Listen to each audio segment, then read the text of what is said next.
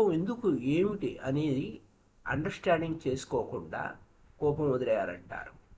అలాగే sex వదిలేయాలంటారు. Understanding చేసుకోకుండా sex వదిలేయాలంటారు.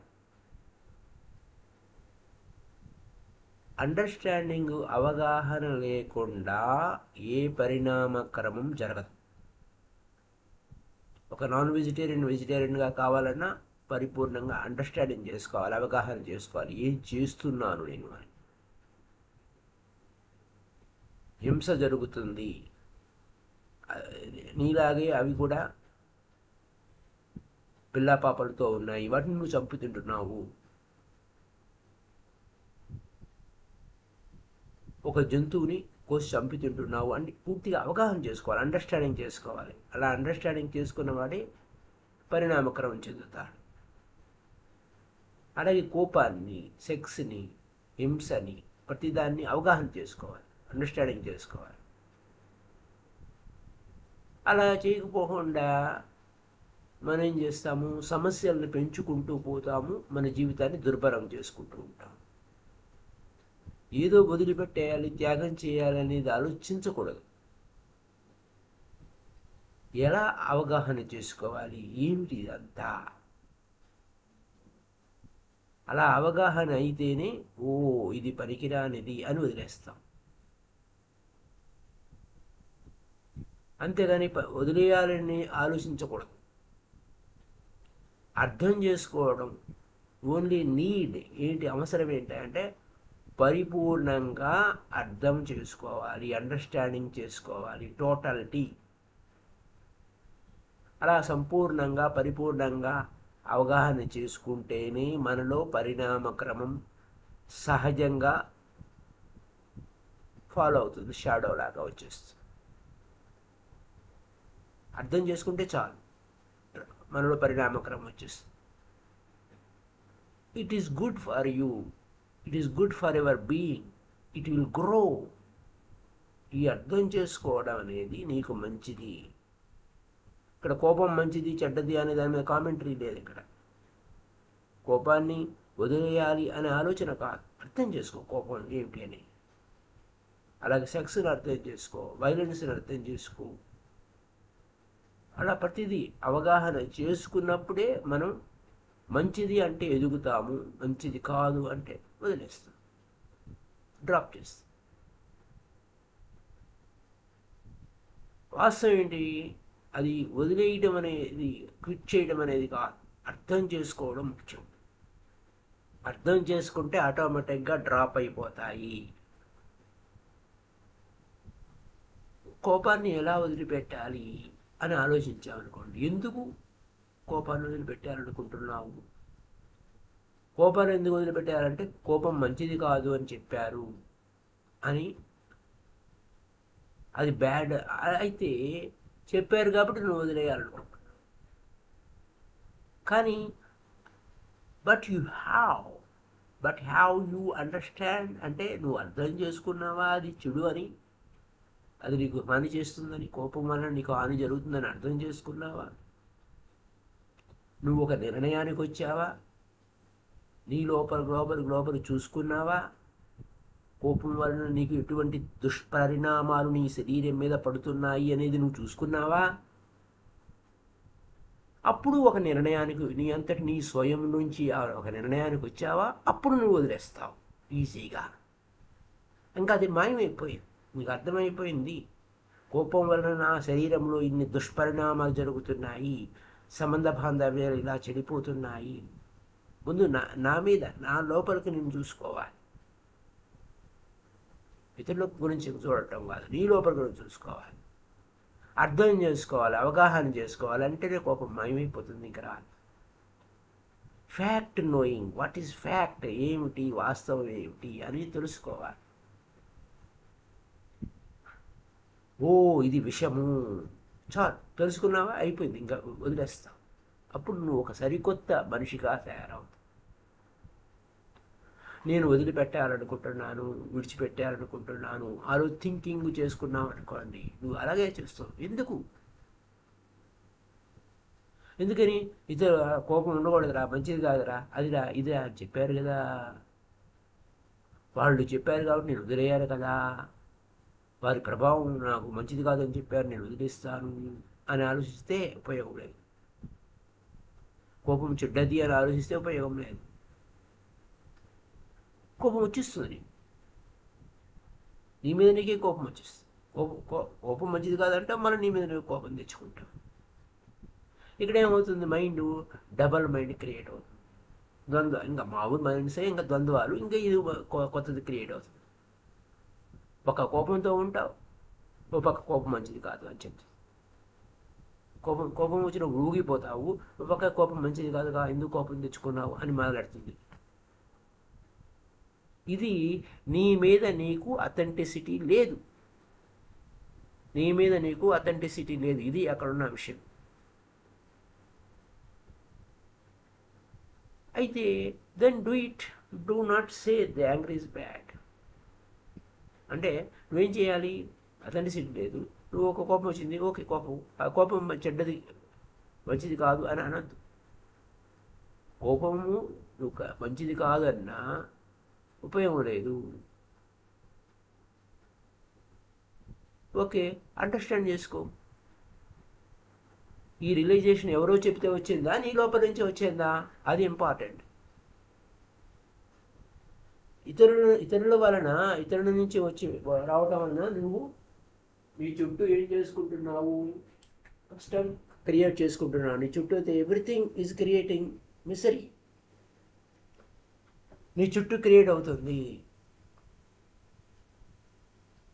ఎందుకు? ఇతరుల వలన. ఇతరులు మాటికి చెప్తున్నారు ఇది మంచిది కాదు అయినా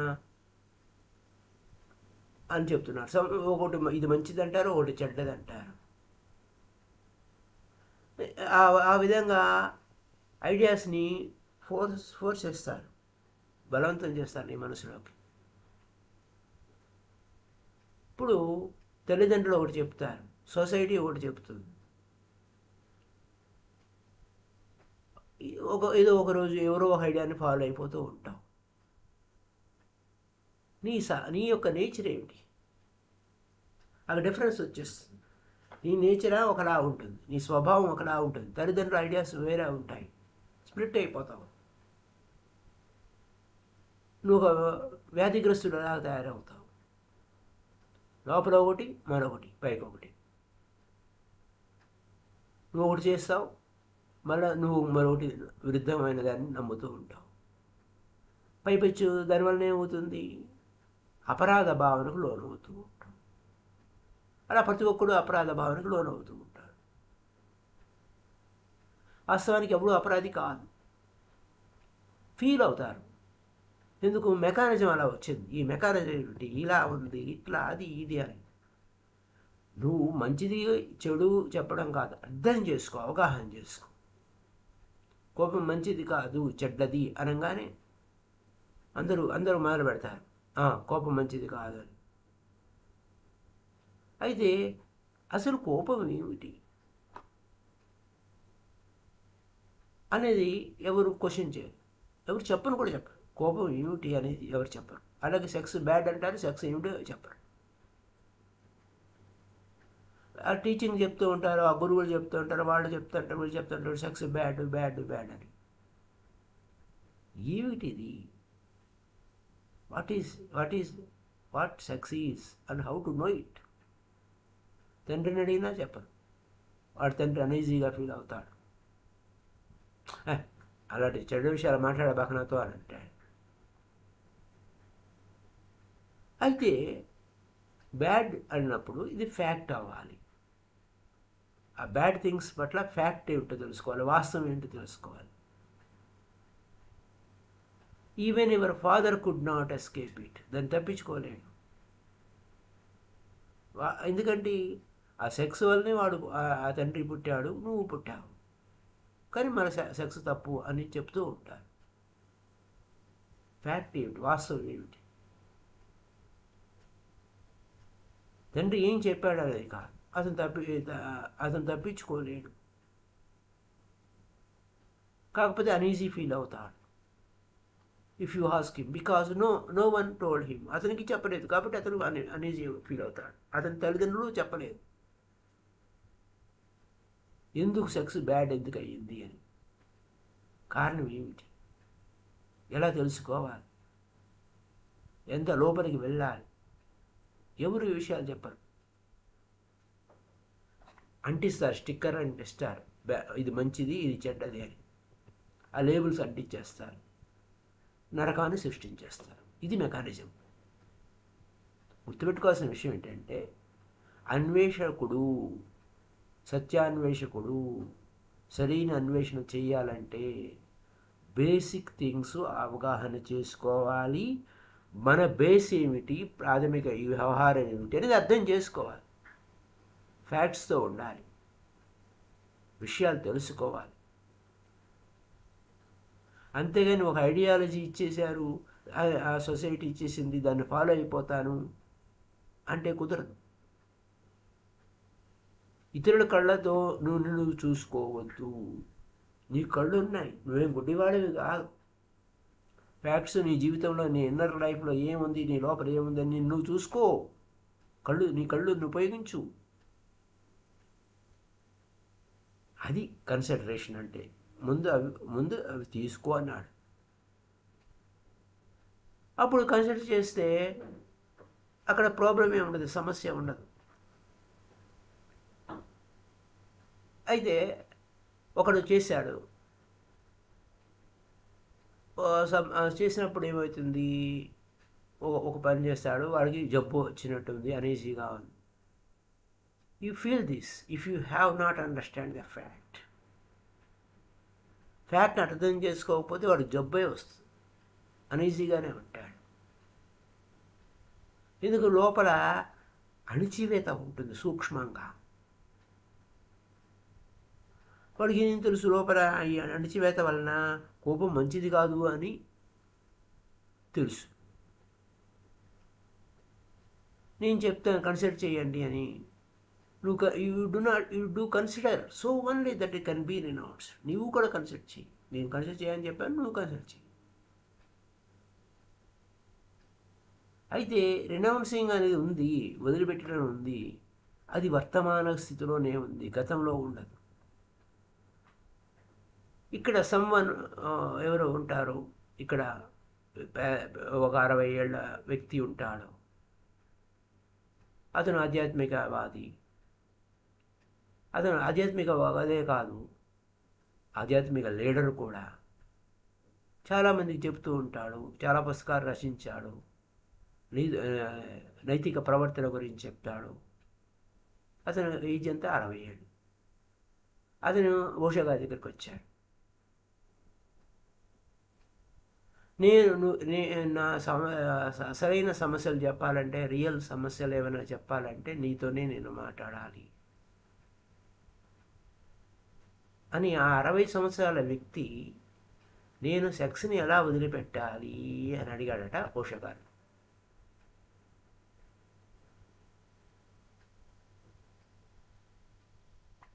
అయితే నువ్వు అందరికీ ఆ సెక్స్ మంచిది కాదు అని అందరికీ చెప్తూనే ఉన్నావు కదా, నేను విన్నానే నీ మాటలు, నువ్వు పుస్తకాలు కూడా రచించావు కదా. అయితే ఆ పుస్తకాలు రచించడమే కాకుండా అతని కొడుకుల్ని కూతుళ్ళని కూడా హింస పెట్టేశాడు, టార్చర్ చేశాడు. నైతిక ప్రవర్తన ఉండాలి, అలా చేయకూడదు, ఇలా చేయకూడదు, నైతిక విలువలు ఉన్నాయి, ఇలా చేయకూడదు అలా చేయకూడదు అని వారు, అదే ట్రిక్ అనమాట, ఈజీగా ఉంటుంది. ఎందుకంటే నీకు నైతిక విలువలు లేవు అని అవతల వ్యక్తిని నిందించడం వలన అవతల వ్యక్తి అపరాధ భావనకు లోనయ్యేలా చేయడం ట్రిక్. ఇది సూక్ష్మాతి సూక్ష్మమైన టార్చర్. అలా టార్చర్ ఎలా చేస్తారు, బ్రహ్మచర్యం గురించి, బ్రహ్మచర్యం ఎంత గొప్పది ఎంత గొప్పది అని చెప్పడం. ఆ విధంగా, అయ్యో నేను బ్రహ్మచార్యంగా లేని, నాలో సెక్స్ యొక్క ఆలోచనలు వస్తున్నాయి, సెక్స్ భావన వచ్చేసింది అనేసి అపరాధ భావన క్రియేట్ చేయటం. అంచేత నేను బ్రహ్మచారిగా ఉండటం చాలా కష్టం అనిపించింది. కానీ ప్యూర్గా బ్రహ్మచారిగా ఉంటే, ప్యూర్గా స్వచ్ఛంగా ఉండొచ్చు, కానీ కష్టం.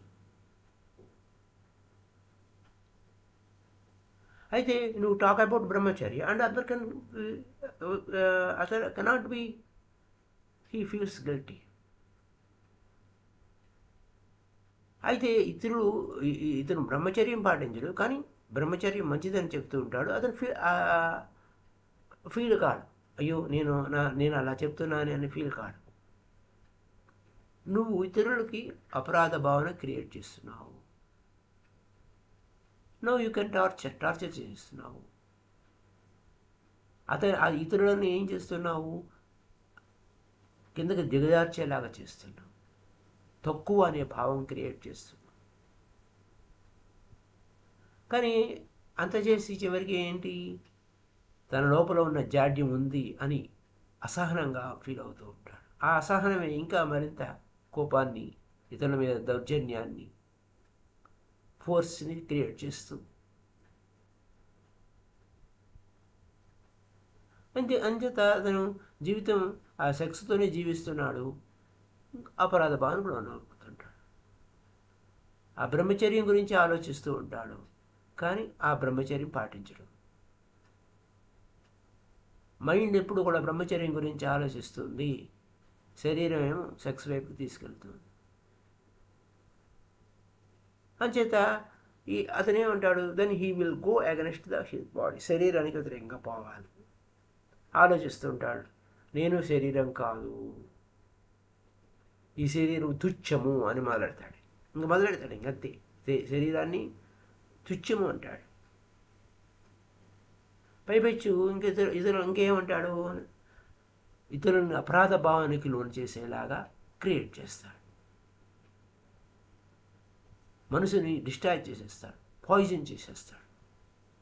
ఇట్లా ఇది తయారవుతుంది. వచ్చాడు ఆ ఓల్డ్ మ్యాన్, అడిగాడు, నేను అందరికీ బోధిస్తున్నాను, పుస్తకాలు కూడా రచించాను, నేను ఎలా వదిలించుకోవాలో నాకు అర్థం కావటం లేదు. ఆ ఫ్యాక్ట్ని ఎలా అర్థం చేసుకోవాలి? మంచి అవకాశం వచ్చింది. ఫస్ట్ నువ్వు ఆ ఫ్యాక్ట్, నువ్వు వచ్చింది కదా, ప్రాబ్లం వచ్చింది కదా, ఓహో ఫ్యాక్ట్ను అర్థం చేసుకో. అప్పుడు అవేర్నెస్లోకి రా. అవేర్నెస్ వల్ల నీకు ఇంకా ఎంతో అర్థమవుతుంది. When sex is violent and energy is there and sex is young. Sex వచ్చినప్పుడు వైలెన్స్గా ఉంటుంది, ఎనర్జీ ఉంటుంది. అప్పుడు ఆ సెక్స్ యంగ్గా ఉంటుంది. నీకు అది ఏమవుతుంది? నువ్వు అవేర్గా ఉంటావు, ఈజీగా పట్టుకో, సో ఫోర్స్ఫుల్గా ఉంటుంది. దాన్ని తెలియకపోవడం ఏమి ఉండదు, ఈజీగా తెలుస్తుంది. నువ్వు 60 ఏళ్ళ ఈజ్ నాట్ ద క్వశ్చన్. జబ్బుగా ఉన్నావా, అలౌట్గా ఉన్నావా కానీ నీకు ఆ డిఫికల్టీ ఏమిటి, ఆ సెక్స్ యొక్క ఫీలింగ్ వల్ల డిఫికల్టీ ఏంటి నీకు తెలుస్తుంది. కానీ నువ్వు యవ్వనంలో ఉన్నప్పుడు ఏం ఆలోచించావు? బ్రహ్మచర్యం గురించి ఆలోచించావు, కానీ ఆ బ్రహ్మచర్యంలో జీవించలేదు. నువ్వు 5 మంది పిల్లలు పుట్టారు, మళ్ళీ బ్రహ్మచర్యం గురించి అయ్యో అవకాశం మిస్ అయిపోయినా, బ్రహ్మచర్యం లేకుండానే 5 మంది పిల్లలు పుట్టించేసానే అని అనుకున్నావు. అప్పుడు ఏమైంది? మళ్ళా ముసలివాడు అయిపోయినా మళ్ళీ సెక్స్ గురించి ఆలోచిస్తున్నావు. అవేర్గా ఉండండి. ఏం చెప్పారు ఓషో గారు? అవేర్గా ఉండండి. నీ టీచింగ్స్ గురించి మర్చిపో, లేదా ఆ పుస్తకాలు తీసుకుని తగలబెట్టేసి ఎవరికి ఏం చెప్పకు సెక్స్ గురించి. నీ సంగతి నీకు తెలియకపోతే, నీకు ఈ సంగతి కూడా ఎవరికి తెలియదు. నీ సంగతి నువ్వు తెలుసుకో, నీ అవేర్గా ఉండు. మాట్లాడవాక ఎవరితోని ఈ విషయం గురించి మాట్లాడకుండా అవేర్గా ఉండు, ఏం జరుగుతుందో లోపల చూడు. అతను ఏమన్నాడు? నేను ట్రై చేశానండి అవేర్గా ఉన్నప్పుడు. అయితే అలా ట్రై చేస్తే బాగుంది, మీరు చెప్పినట్టు చేస్తాను, నేను అవేర్గా ఉంటాను, ఎన్ని రోజులకు వచ్చేస్తుందని. ఇది మనసు మెకానిజం. ఇది అతను is ready even to be aware, but just to get rid of it.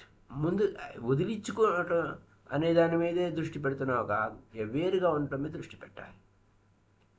Awareness వలన, అండర్స్టాండింగ్ వలన అది వదులుతుంది, కానీ ముందు ఎండ్ రిజల్ట్ కావాలి. If you are not aware of it, who is deciding to get rid of it? నువ్వు అసలు అవేర్నెస్లో లేకపోతే అన్కాన్షియస్లోకి వెళ్ళిపోయావు. అక్కడ వదిలిపెట్టాలని డిసైడ్ చేసేది ఎవడు ఉంటాడు అక్కడ? నువ్వు కన్సిడర్ చెయ్యి, ఫ్యాక్ట్ని కన్సిడర్ చెయ్యి. హౌ డు యూ కన్సిడర్ ఒక నిర్ణయానికి ఎలా వస్తావు? చెడు అని ఎలా వస్తావు? నువ్వు నిర్ణయానికే రాలేదు. నువ్వు ఓకే యాక్సెప్ట్ చెయ్యి. There is no need to discoveries it within yourself. నువ్వు ముందు నీ కథ నిన్ను చూసుకోకుండా ఇంకా వేరేది ఏది అవసరం లేదు. విత్ ఇన్ యువర్ సెల్ఫ్, నీ లోపల ఏంటో చూడు. ఏది అది వదిలేయాలి ఇది వదిలేయాలి అనే దాన్ని ఆలోచించకుండా ఇతరులు బలవంతం వల్ల నువ్వేదో వదిలేయాలనుకోకుండా నీతో నువ్వు ఉండు. సొసైటీని తీసుకురాబాక, సొసైటీ నీ మీద పెత్తనం చేయనిబాక, లోపల నువ్వు బానిసగా ఉండబాక. నీకు కళ్ళున్నాయి, నీకు కాన్షియస్నెస్ ఉంది, నీలో సెక్స్ ఉంది, కోపం ఉంది, ఇంకా వేరే అన్నీ ఉన్నాయి. నువ్వు కాన్షియస్గా ఉండు, నీ కళ్ళను ఉపయోగించుకో, అవేర్గా ఉండు. నువ్వు ఒంటరిగా ఉన్నావు చూడు, ఒంటరిగా ఉన్నప్పుడు ఏం ఆలోచిస్తావు చూడు. ఎవరు లేరు, నీకు చెప్పేవాళ్ళు ఎవరు లేరు. నువ్వేం చేస్తావు? ఏబిసిడి నుంచి మొదలెట్టాలి, లోపలికి వెళ్ళి ఏబిసిడి నుంచి మొదలెట్టాలి. టోటల్ అవేర్గా ఉండాలి, పూర్తి అవేర్నెస్లో ఉండాలి. డిసైడ్ చేయబాక, మంచి చెడు గురించి డిసైడ్ చేయబాక, తొందరపడద్దు. వెంటనే కన్క్లూడ్కి రావద్దు. చూడు ఏం జరుగుతుందో చూడు లోపల. అవేర్నెస్తో కన్క్లూజన్కి రా, ఎరుకతో కన్క్లూజన్కి రా, ఒక నిర్ణయానికి రా, నిశ్చయంకి రా. అప్పుడు నీలో పరిణామక్రమం, ట్రాన్స్ఫర్మేషన్ జరుగుతుంది. అప్పుడు నీకు అనీజీనెస్ రాదు. అక్కడ నువ్వేమి అణిచిపెట్టలేదు, దాన్ని అర్థం చేసుకున్నావు, అవగాహన చేసుకున్నావు, చూస్తూ ఉన్నావు. లోపలికి పోయి చూసావు. అప్పుడే దేన్నైనా వదిలించేసేయగలవు. నువ్వు అవేర్గా బీ అవేర్ టు క్విట్. నేను చెప్పడం అవేర్గా ఉంటే నువ్వు క్విట్ చేయొచ్చు, వదిలేయచ్చు అని నేను చెప్పడం. అవేర్గా గుర్తుపెట్టుకో, I'm saying if you are aware నీకు సామర్థ్యం వస్తుంది, వదిలేసే సామర్థ్యం వస్తుంది. ఇక్కడ అవేర్నెస్ని అక్కడ ఏంటి, ఈ టెక్నిక్ టు క్విట్ అనేదానికి అవేర్నెస్ కోసం, అవేర్నెస్ ఉంటే నేను వదిలేస్తాను అనేటువంటిది ఏమవుద్దు. ముందు అవేర్నెస్ చూడు. అవేర్నెస్ వలన తదనంతర పరిణామమే వదిలేయటం. ఆ కోపాన్ని, ఆ సెక్స్ని, అన్నిటినీ వదిలేయటం, ఆ హింసని. అవేర్గా ఉంటే నువ్వు దేన్నైనా అక్కర్లేని దాన్ని వదిలేస్తావు. కానీ నువ్వు డిసైడ్ చేయకూడదు, నేను వదిలేస్తాను, నేను నిశ్చయం చేసుకున్నాను, సంకల్పం పెట్టుకున్నా, ఏం అవసరం లేదు. ముందు నువ్వు అవేర్గా ఉండు ఫస్ట్. ఏం అవసరం లేదు, నువ్వేది డిసైడ్ చేసుకోవద్దు. ఉంటే అది ఉండని, సెక్స్ ఉంటే ఉండని, కానీ అవేర్గా ఉండు. అంతేగా నేను వదిలిపెడతాను అని నువ్వేమవద్దు, అవేర్గా ఉండు చాలు. ఆ ఫుల్ అవేర్నెస్ వలన ఆటోమేటిక్గా అది నువ్వు డిసైడ్ కాక్కర్లేదు, దానంతరం అదే మాయమైపోతుంది. అది beauty. With full awareness you have decided to quit, then you renunciation is also beautiful. Full అవేర్నెస్కి వచ్చేస్తాను అనుకోండి, ఆటోమేటిక్గా అది క్విట్ అంటే క్విట్, వదిలేయాలంటే వదిలేస్తాను ఆటోమేటిక్. ఇది ట్రై టు అండర్స్టాండ్ మీ, నన్ను అర్థం చేసుకోండి నేనేం చెప్తున్నాను అనే మాట. వాట్స్ ఎవర్ కమ్స్, ఏది వచ్చినా కానీ, ఏం జరిగినా కానీ, అవేర్నెస్ ఈజ్ బ్యూటిఫుల్. అందుకోసం పితామహ Patriji meditation, enlightenment, awareness and mind power అని చెప్పారు. అవేర్నెస్తో నువ్వేం చేసినా బ్యూటిఫుల్గా ఉంటుంది, అవేర్నెస్ లేకపోతే అది అగ్లీగా ఉంటుంది. సో కాల్డ్ బ్రహ్మచారీసు మేము చాలా ఇదిగా ఉన్నాము, అంటే వారు లేరు, అవేర్నెస్లో లేరు. లైఫ్ అగ్లీగానే ఉంది. ఆ బ్రహ్మచర్యం వలన ఒక కాన్సిక్వెన్సెస్ ద్వారా రాలేదు, ఫోర్స్ ద్వారా వచ్చింది. ఇలా ఫోర్స్ ద్వారా వచ్చేది. అదే మహావీరుడు ఎలా వచ్చాడు? ఫుల్ అవేర్నెస్గా వచ్చాడు. ఇది గుర్తు. ఆ కాన్షియస్గా ఉన్నాడు మహావీరుడు. కాన్షియస్గా ఉన్నాడు కాబట్టి, ఎరుకుతో ఉన్నాడు కాబట్టి కన్క్లూజన్కి వచ్చేసాడు యాజ్ మహావీర. బుద్ధుడు కన్క్లూజన్కి వచ్చాడు. బుద్ధుడు అయితే వాళ్ళందరూ గుర్తుపెట్టుకోవాల్సిన ఏంటంటే that you may not come to the same conclusion as Buddha. బుద్ధుడు ఏ విధంగా కన్క్లూజన్కి వచ్చాడో నిర్ణయం చేసుకున్నాడు, నువ్వు నిర్ణయం చేసుకోలేవు.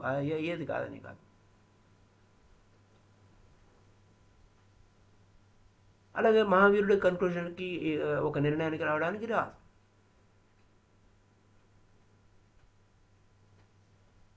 అయితే నువ్వు అర్థం చేసుకుంటే వారిలా కూర్చొని ఇలా చేస్తే అలా కాదు. అవగాహన చేసుకో. అవగాహన చేసుకుంటే అద్భుతంగా ఉంటావు.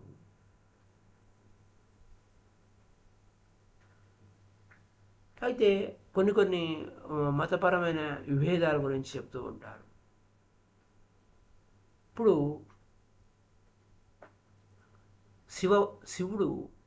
శివ సిట్టింగ్ విత్ పార్వతి పరమేశ్వరు ఇద్దరు కూర్చొని కలిపి ఉంటారు. ఓసారి పార్వతీ మాత ఆయన తొడ మీద కూర్చుంటుంది ప్రేమతో. మహావీరుడు ఆ పోజులో కూర్చుంటాడా? అసాధ్యం. బుద్ధుడు అలా కూర్చుంటాడా? కూర్చోడు. రాముడు పిక్చర్ చూస్తే సీతారాముడు ఇద్దరు ఉంటారు. ఆ జైన్స్ ఏం చేస్తారు? ఆ రాముడు అవతారమే కాదు అని, అసలు దేవుడే కాదు అంటారు. ఎందుకని? అతను బ్రహ్మచారి కాదు అని వాళ్ళ ఉద్దేశం. అది ఆ జైనులకు అది అర్థం చేసుకోవాలి. అది అవగాహన కాదు. అది దేవుడు అవతారమే కాదంటారు వాళ్ళు. అయితే వాళ్ళు కాకపోతే మహామానవుడై ఉంటే ఉండొచ్చు, కానీ అవతారం అయితే కాదు అంటారు. రాముడు మహామానవుడై ఉంటాడు, మహామానవుడు, గొప్ప మనిషి ఆయన, కానీ అవతారం కాదు. ఎందుకని? ఇంకా భార్యతోనే ఉన్నాడు కాబట్టి. అక్కడ women is there, you cannot go beyond man. నువ్వు మనిషి స్థితి కంటే గొప్ప స్థితికి నువ్వు ఎదగలేవు స్త్రీ ఉంటే అని వాళ్ళ భావన, వాళ్ళ యొక్క మతపరమైన వ్యవహారం. రాముడు గొప్పవాడే, కానీ మనిషి గొప్పవాడే కాదు. అభియాన మానవత్వం నుంచి మనిషి కంటే ఎదగలేదు అంటాడు. హిందువులు మహావీరుడు గురించి మాట్లాడతారా? అసలు మాట్లాడు. ఇలా పరస్పర విరుద్ధమైన భావజాలాలు, మనోభావజాలాలు ఉంటాయి. అవన్నీ పక్కన పెట్టి అర్థం చేసుకొని అవగాహన చేసుకుంటేనే టెక్నిక్ ఈజీగా ఉంటుంది. Awareness is only technique to make you aware. ఈ టెక్నిక్స్ అన్నీ కూడా, ఈ యొక్క 112 టెక్నిక్స్ కానీ, స్టాప్ టెక్నిక్స్ అని what ever it is, awareness, నీలో అవేర్నెస్ క్రియేట్ చేయడం కోసం. ఎప్పుడైతే అవేర్గా ఉంటే నువ్వు దేన్నైనా సరే వదిలిపెట్టాల్సింది తుప్పు రాలిపోయినట్టు రాలిపోతాయి. You can kit anything, you can accept anything. అదంటే ఆ మాంసాహారాన్ని అవగాహన, అప్పుడు అవేర్గా ఉంటే నువ్వు మాంసాహారాన్ని వదిలేస్తావు, శాకాహారాన్ని యాక్సెప్ట్ చేస్తావు. అవేర్గా లేవు, మామూలు జరుగుతున్న కథే జరుగుతుంది. నువ్వు ఒప్పుకోవు, వదిలిపెట్టవు. ఆ సెక్స్ని యాక్సెప్ట్ చేయలేవు, వదిలిపెట్టలేవు, మర్చిపోలేవు. ఇలా అన్నీ ఉన్నాయి, అన్ని సమస్యలు ఉన్నాయి. అదనమాట అవేర్నెస్. ఈ 112 టెక్నిక్స్ దేనికయ్యా అంటే అవేర్నెస్ని క్రియేట్ చేయడం కోసం. You cannot do either of the two. రెండు ఒకేసారి చేయలేవు, ఏదో ఒకటే ఎంచుకోగలరు. అయితే అది నీ లోపల ఒకటి పైకి ఒకటి ఉండటం వలన సమస్యలు క్రియేట్ అవుతూ ఉన్నాయి. అది అక్కడ విషయం. ఒకే ఒక విషయం గుర్తుపెట్టుకోవాలి, when you are aware you can forget it. అవేర్గా ఉంటే చాలు, అన్నీ వదిలేస్తాం. అయితే అది సమస్యే కాదు. అప్పుడు decision is total, problems drop. ఏ సమస్యలు లేవు, అన్నీ డ్రాప్ అయిపోతాయి. ఫైనల్ డెసిషన్కి వచ్చేసాను, అవేర్గా ఉన్నావు కదా. But if you feel any uneasiness, it means you have not consider, నువ్వు దాన్ని తీసుకోలేదు, అవేర్గా లేవు. అవేర్గా ఉంటేనే కన్సిడర్ చేస్తాం, ఓ ఇదే సంగతి అని. సో ఎలా ఉండాలి? More aware. ఫ్యాక్ట్ని కన్సిడర్ చెయ్యి, డీప్గా వెళ్ళు, లోపలికి వెళ్ళు, నీతో నువ్వు ఉండు. ఇతరుల నిర్ణయాలు, ఇతరుల మనోభావాలు ఏవి నీ లోపలికి తీసుకోబాక, నీ లోపలికి వెళ్ళు. అంతే, simple. So my dear friends, next question రేపు.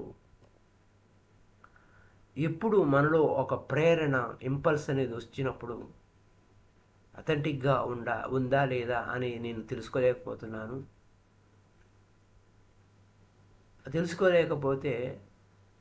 నేను స్టాప్ టెక్నిక్ని ఎలా వాడగలుగుతాను అని ఈ ప్రశ్నకు సమాధానం రేపటి ఎపిసోడ్లో తెలుసుకుందాం. Thank you very much my dear friends. Happy day to you all.